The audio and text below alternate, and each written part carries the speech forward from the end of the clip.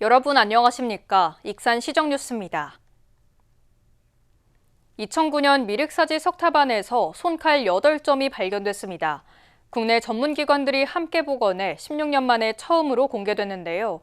해외에서 들여온 재료가 사용되는 등 그 당시 소유자의 신분과 권위를 가늠해 볼 수 있는 유물로 평가받고 있습니다. 다양한 모양의 손칼이 공개됐습니다.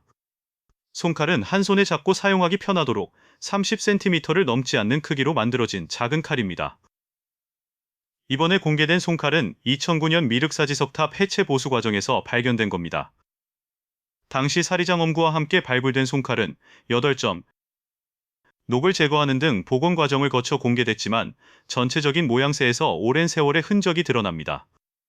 무려 1400여 년의 시간을 품은 백제의 흔적입니다.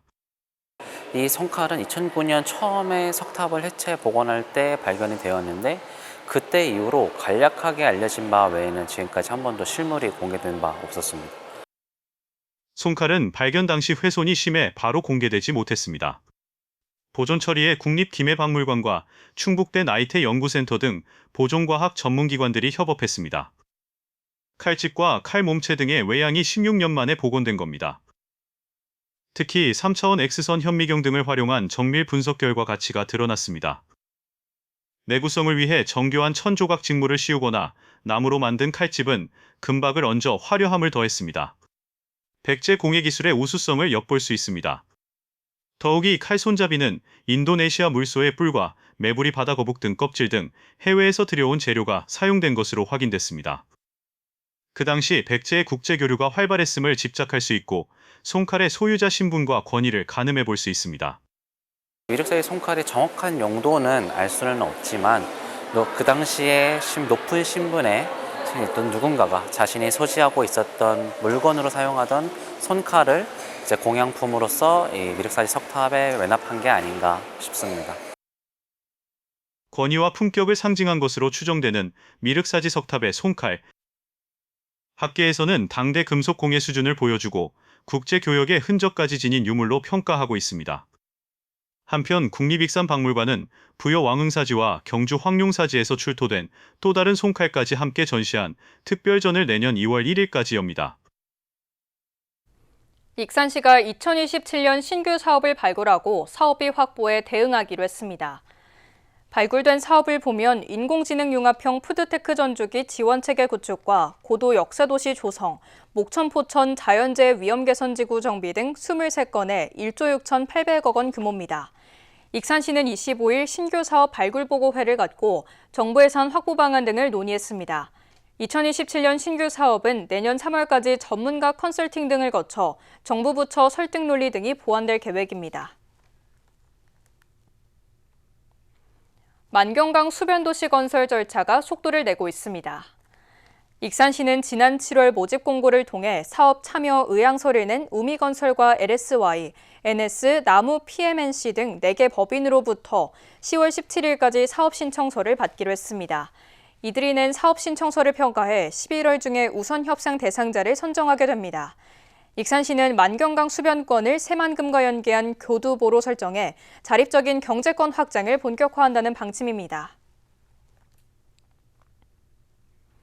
해마다 침수 피해를 입고 있는 익산 함라지구의 재예방 사업이 본격 추진됩니다. 익산시는 490억 원을 들여 내년부터 5년간 소하천 정비와 사방댐 설치, 급경사지 보강, 저류지 설치 등을 진행합니다. 한편 함라지구는 함라면 함일리 일대로 집중호우로 인한 침수 피해와 노후 제방 붕괴 위험이 상존하는 지역입니다. 익산시가 청년 농업인에게 창업과 생활교육 등을 전방위로 지원합니다. 시는 청년 농업인에게 최대 5억 원을 연 1.5% 저금리로 융자 지원하고 농업용 드론, 스마트 기술 도입 등을 지원합니다. 또 농가주택 리모델링, 행복주택 입주 지원 등 생활 지원과 농업인 대학 교육, 현장 멘토링 등 역량 강화와 교류 프로그램도 진행됩니다. 이와 함께 현장 지원단 운영과 정책자금 상환 상담 등 사후 관리도 지원할 계획입니다. 익산시가 청년 아이디어를 정책에 반영하기 위해 청년정책 제안소를 운영합니다. 시에 따르면 참여 대상은 익산에 거주하거나 활동 중인 18세 이상 39세 이하 청년입니다. 제안은 20일간 게시돼 50건 이상 공감을 얻으면 실무협의체가 정책화 여부를 검토하게 됩니다. 아이디어 제안은 익산 청년시청 누리집에서 할 수 있습니다.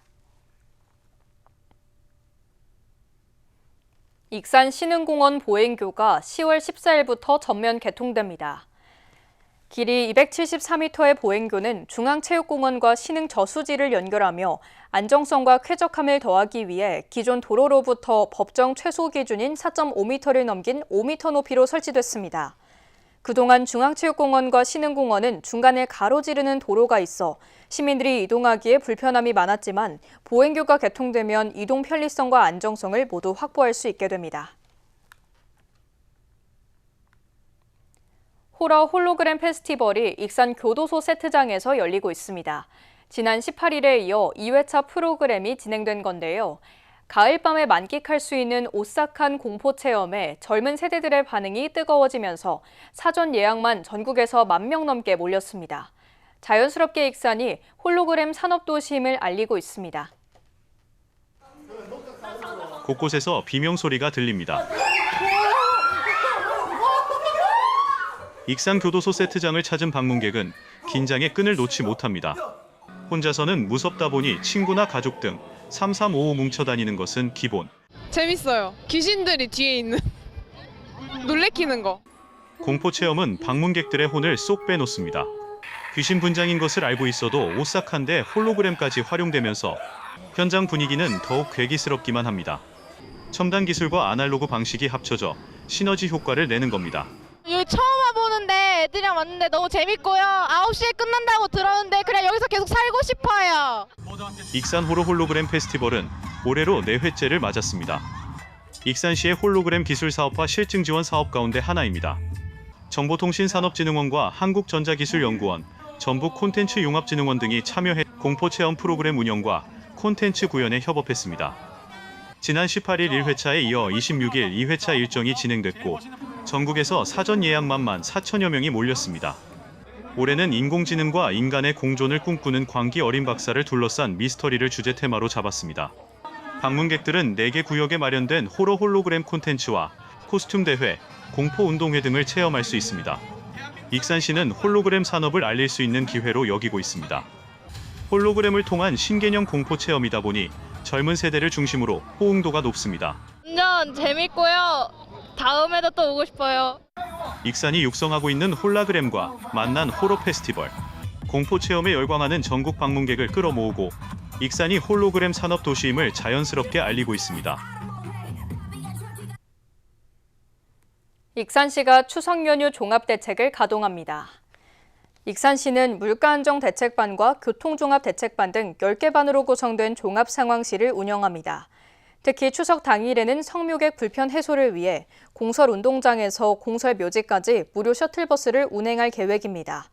추석 연휴에는 의료 공백 최소화를 위해 지정 의료기관과 약국이 운영됩니다.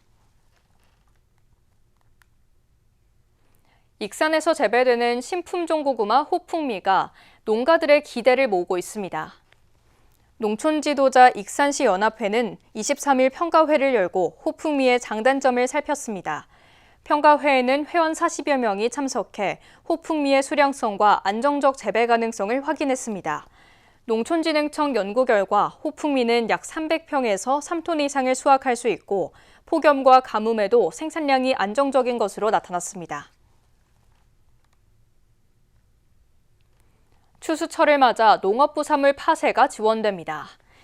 익산시는 농업부산물의 불법 소각과 미세먼지 발생 등을 예방하기 위해 무료로 파쇄를 지원한다고 밝혔습니다. 농민이 원하면 현장에서 바로 파쇄해 퇴비 등으로 재활용할 수 있도록 지원합니다. 신청은 10월 15일까지 주소지 행정복지센터에 하면 됩니다.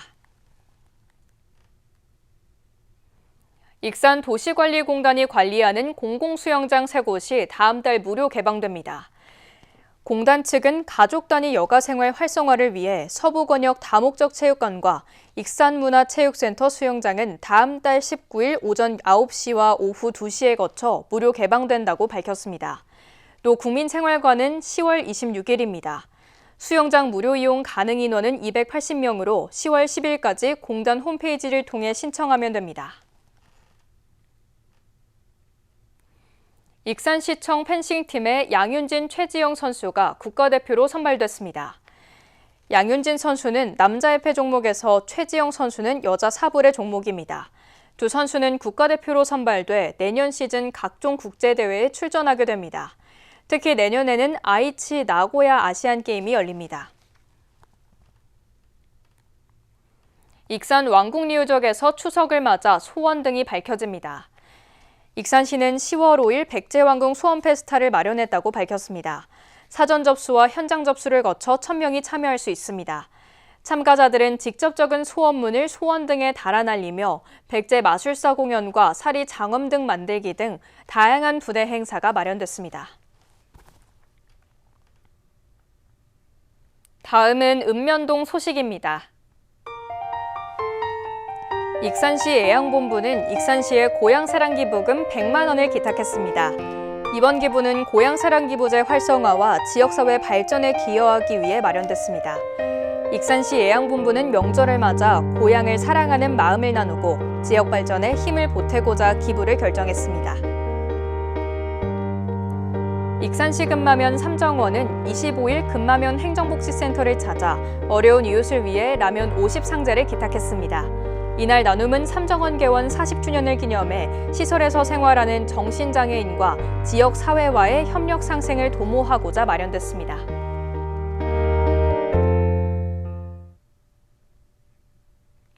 이것으로 익산 시정 뉴스를 마칩니다. 시청해주신 여러분 고맙습니다.